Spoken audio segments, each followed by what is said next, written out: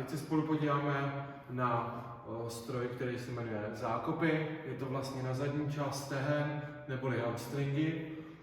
Důležitý, co u tady toho stroje je, tak je, že tady jsou držadla, za který se držíme, nastavíme si váhu a hlavní, co je, tak je nastavení vlastně tady těch opěrek.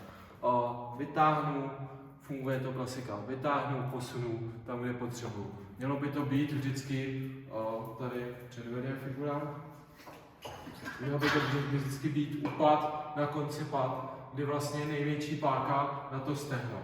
Teď se podíváme už na techniku. Technika by měla být taková, že špičky by měly jít dovnitř, žádný trhavý pohyby, mělo by to být pěkně plynulý, mělo by se vlastně zapojovat tento sval hamstring, soustředit se na ten sval, vždycky ten přítak by měl hodně pálit, hodně by to mělo jít k sobě. Jo, krásná technika, nesmím odlepovat břicho od stroje, od podložky, držím pěkně rovný záda a vše.